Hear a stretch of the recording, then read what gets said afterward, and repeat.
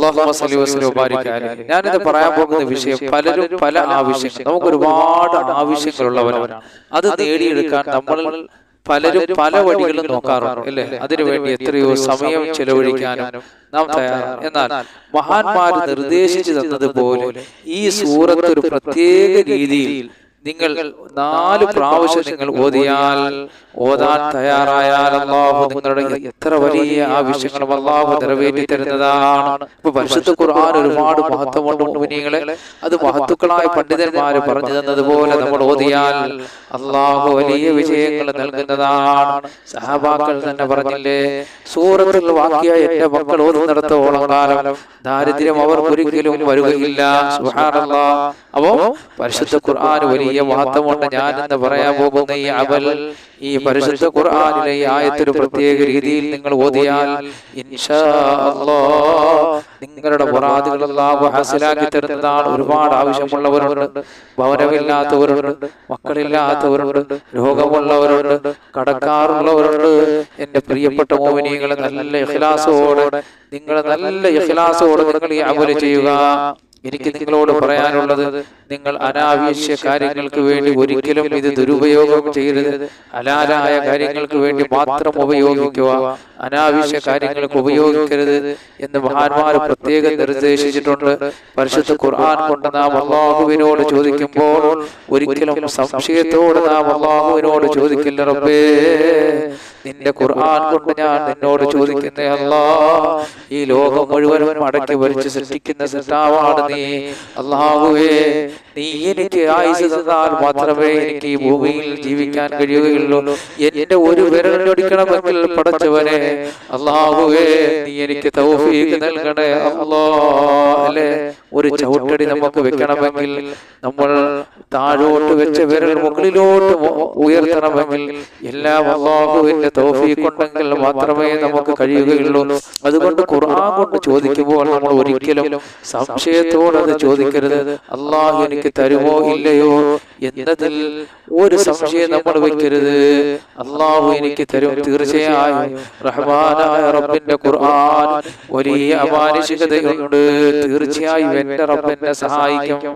അല്ലാഹു സുബ്ഹാനഹു വ തആലയുടെ കലാം, അവന്റെ പരിശുദ്ധ ഖുർആൻ കൊണ്ടാണ് ഞാൻ ചോദിക്കുന്നത്. റബ്ബേ നീ എനിക്ക് ഉത്തരം നൽകണേ അല്ലാഹ് എന്നുള്ള ഉറച്ച വിശ്വാസത്തോടെ നമ്മൾ ചെയ്യണം. അല്ല സംശയാസ്പദമായി നമ്മൾ ചെയ്യരുത്. ഈ പ്രപഞ്ചം മുഴുവൻ സൃഷ്ടിച്ച് പരിപാലിക്കുന്ന അല്ലാഹു സുബ്ഹാനഹു വ തആല അവൻ നിശ്ചയിച്ചാൽ എല്ലാ കാര്യവും നടക്കും. അവന്റെ കലാം കൊണ്ട് നമ്മൾ ചോദിച്ചാൽ തീർച്ചയായും അല്ലാഹു നമുക്ക് നൽകപ്പെടുന്നതാണ്. ഈ പറയാൻ പോകുന്ന സൂറത്ത് ഒരു പ്രത്യേക രൂപത്തിൽ 4 തവണ ഓതിയാൽ അല്ലാഹു നിങ്ങളുടെ ആവശ്യങ്ങൾ നിറവേറ്റി തരുമെന്ന് മഹത്തുക്കളായ പണ്ഡിതന്മാര് പറയുന്നത്. ഏത് ആവശ്യമാകട്ടെ അല്ലാഹു നിറവേറ്റി തരും. ഈ സൂറത്ത് പരിശുദ്ധ ഖുർആനിന്റെ ഹൃദയം എന്നറിയപ്പെടുന്ന ഒരു സൂറത്താണ്. അപ്പൊ നമ്മൾ ഓതേണ്ടുള്ള സൂറത്ത് ഏതാണ്? പരിശുദ്ധ ഖുർആനിന്റെ ഹൃദയം എന്നറിയപ്പെടുന്ന ഒരു സൂറത്താണ്.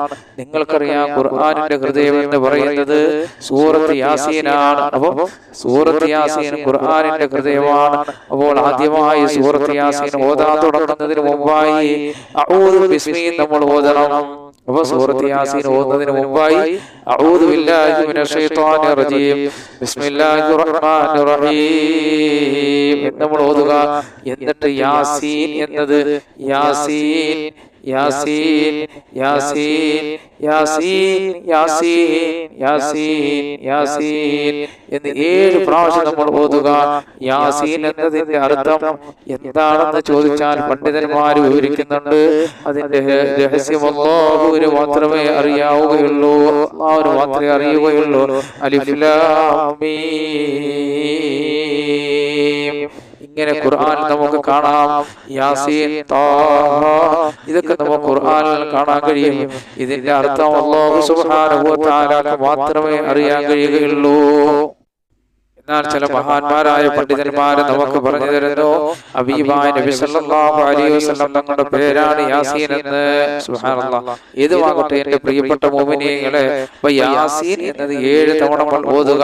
പിന്നെ സാധാരണ ഓതുന്നത് പോലെ ഓതി അവസാനം സാധാരണ നമ്മൾ ഓതുമല്ലോ, യാസീൻ വൽ ഖുർആനിൽ ഹകീം ഇന്നക ലമിനൽ മുർസലീന അലാ സിറാത്തി മുസ്തഖീം തൻസീലുൽ അസീസിർ റഹീം എന്നിങ്ങനെ ഓതി വരിക. അങ്ങനെ നമ്മൾ 38-ാമത്തെ ആയത്ത് എത്ര? 38-ാമത്തെ ആയത്ത് എത്തുന്നത് വരെ ഒറ്റത്തവണ ഓതുക. ഞാൻ പറയാൻ പോകുന്ന ആയത്ത് മാത്രം ആവർത്തിച്ച് നിങ്ങൾ പറയുക, എണ്ണത്തിൽ ഓതുക. 38-ാമത്തെ ആയത്ത് ഒരു 14 പ്രാവശ്യം നിങ്ങൾ ഓതണം. വശംസ തജ്രീലു മുസ്തഖറിൻ ലഹാ ദാലിക തഖ്ദീറുൽ അസീസിൽ അലീം. വശംസ തജ്രീലു മുസ്തഖറിൻ ലഹാ ദാലിക തഖ്ദീറുൽ അസീസിൽ അലീം.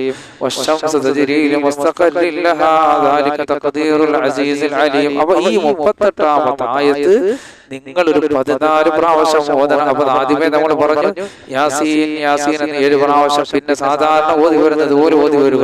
എന്നിട്ട് 38-ാമത്തെ ആയത്ത് വശംസ തജ്രീലു മുസ്തഖറിൻ ലഹാ ദാലിക തഖ്ദീറുൽ അസീസിൽ അലീം. ഇത് ഒരു 14 പ്രാവശ്യം നമ്മൾ ഓതണം. അപ്പൊ ഈ ആയത്ത് നമ്മൾ 14 പ്രാവശ്യം ഓതിയിട്ട് വീണ്ടും അതിന്റെ ബാക്കി നമ്മൾ ഓതി വരിക. വശംസ തജ്രീലു മുസ്തഖറിൻ ലഹാ ദാലിക തഖ്ദീറുൽ അസീസിൽ അലീം വൽ ഖമറ ഖദ്ദറനാഹു മനാസില ഹത്താ ദഖല ഉർജൂനുൽ ഖദി എന്നിങ്ങനെ ഓതി വരിക. അങ്ങനെ ബാക്കി നമ്മൾ ഓതി വരുമ്പോൾ 58-ാമത്തെ ആയത്ത് എത്തുമ്പോൾ സലാമു ഖൗലൻ മിർ റബ്ബിർ റഹീം, സലാമു ഖൗലൻ മിർ റബ്ബിർ റഹീം, സലാമു ഖൗലൻ മിർ റബ്ബിർ റഹീം, സലാമു ഖൗലൻ മിർ റബ്ബിർ റഹീം, സലാമു ഖൗലൻ മിർ റബ്ബിർ റഹീം എന്നുള്ള ഈ ആയത്ത് 7 തവണ ഓതുക. വീണ്ടും സാധാരണ ഓതുന്നത് പോലെ ഒറ്റ തവണ ഓതുക. 81-ാമത്തെ ആയത്ത് 81-ാമത്തെ ആയത്ത് ഞാൻ ഓതിത്തരാം. അവലീസല്ലദീ ഖലഖ സമാവാതി വൽ അർദ ബിഖാദിറിൻ അലാ യഖ്ലുഖ മിസ്ലഹും വലാ വഹുവൽ ഖല്ലാഖുൽ അലീം. അപ്പൊ ഈ ആയത്ത് എത്ര പ്രാവശ്യം നമ്മൾ ഓതണം? 12 പ്രാവശ്യം നമ്മൾ ഓതണം. 12 പ്രാവശ്യം നമ്മൾ ഓതണം.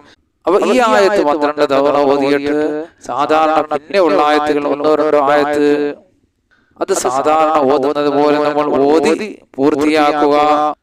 അങ്ങനെ ഈ സൂറത്ത് യാസീൻ മഹത്തുക്കളായ പണ്ഡിതന്മാര് നമുക്ക് പറഞ്ഞു തരുന്നു.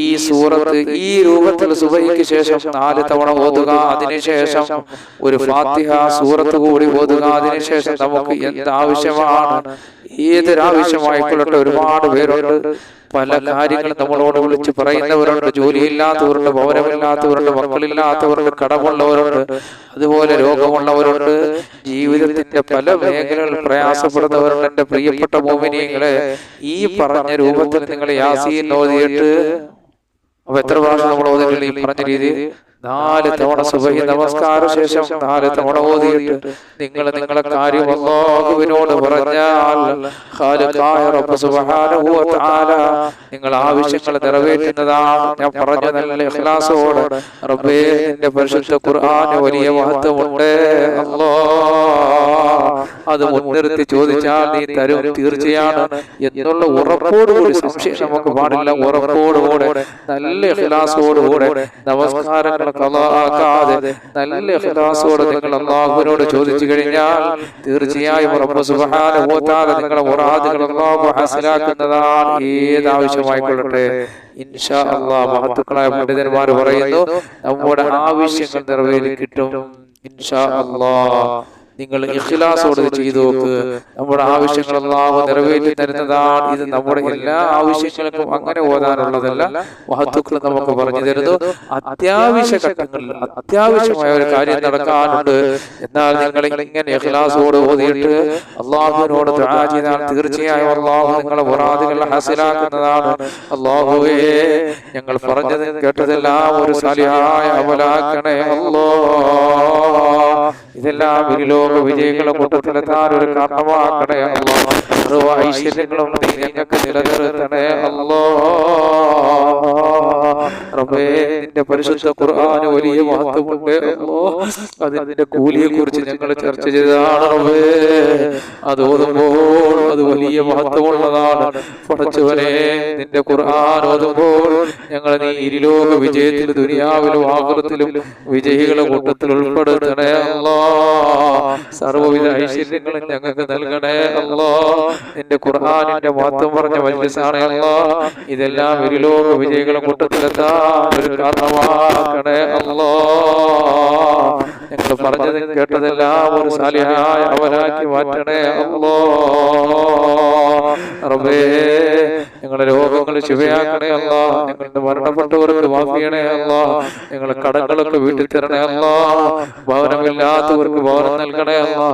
എത്രയോ പേര് വാടക വീടുകളിൽ കഴിയുന്നവർക്ക് സ്വന്തമായി ഭവനം നൽകണേ അല്ലാ. ഞങ്ങളെ ഭവനങ്ങളിൽ പണി നടക്കുന്നത് പെട്ടെന്ന് പണി പൂർത്തിയാക്കി റബ്ബേ അതിൽ താമസിക്കാനുള്ള ഭാഗ്യം നൽകണേ അല്ലാ. എല്ലാവിധ ആപത്ത് മുസീബത്തുകളിൽ ഞങ്ങൾക്ക് കാവൽ നൽകണേ അല്ലാ. ഞങ്ങളുടെ ജോലിയിൽ ഞങ്ങളുടെ തൊഴിലെല്ലാം ബർക്കത്ത് നൽകണേ അല്ലാ. ദാരിദ്ര്യം എന്ന മഹാവിപത്തിൽ നിന്ന് ഞങ്ങളെ കാക്കണേ അല്ലാ. സമ്പത്തിന്റെ വഴികൾ വിശാലമാക്കണേ അല്ലാ. കേസുകളിൽ നിന്ന് കള്ളക്കേസുകളിൽ നിന്ന് രക്ഷപ്പെടുത്തവരെ ഞങ്ങളുടെ കച്ചവടത്തിൽ ഞങ്ങളുടെ ജോലിയിൽ ഞങ്ങളുടെ തൊഴിലെല്ലാം ബർക്കത്ത് നിലനിർത്തണേ അല്ലാ. ആകാശത്ത് നിറങ്ങുന്നതും ഭൂമിയിൽ നിന്ന് മുളയ്ക്കുന്നതുമായ സർവ്വ ആപത്തുകളെ തൊട്ടും വിപത്തുകളെ തൊട്ടും നീ ഞങ്ങളെ കാക്കണേ അല്ലാ. എല്ലാവിധ ഖൈറുകളും നൽകണേ അല്ലാ. പടച്ചവനെ ഞങ്ങളോട് ദുആ കൊണ്ട് വസിയത്ത് ചെയ്ത എല്ലാവർക്കും നീ സർവ്വ ഹലാലായ മുറാദുകളും നീ സാധിപ്പിച്ചു കൊടുക്കണേ അല്ലാ. റബ്ബേ അവരുടെയും ഞങ്ങളുടെ സകല ഹലാലായ മുറാദുകൾ നീ സാധിപ്പിച്ചു തരണേ അല്ലാ. ربنا آتنا في الدنيا حسنة وفي الآخرة حسنة وقنا عذاب النار. اللهم صل وسلم وبارك على